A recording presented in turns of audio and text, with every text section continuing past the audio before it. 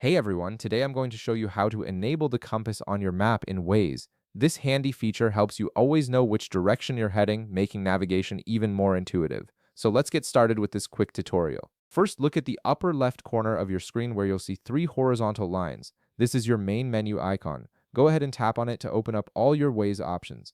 The menu icon is your gateway to customizing how Waze works for you, so you'll be using it often for various settings. Once the menu opens, you'll see several options listed. Look for the one labeled Settings and tap on it. This is where all your Waze preferences live, from voice options to display customization. It's essentially the control center for how your app behaves and looks while you're driving. Now, within the Settings menu, you need to find Map Display. Tap on this option to access all the visual elements you can toggle on your map. This section controls everything that appears on your map while you're navigating, from speed limits to traffic icons.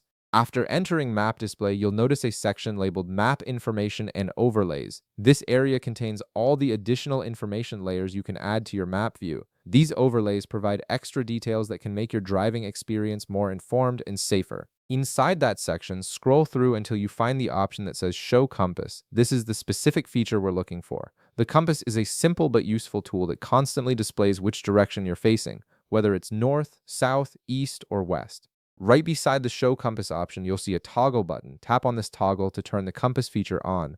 Once you activate it, the compass will appear on your map screen whenever you're navigating, giving you a constant directional reference point. And that's it. You've now enabled the compass on your Waze map, giving you an extra layer of navigational awareness every time you drive. If this video helped you out, be sure to leave a like, subscribe, and I'll see you in the next one.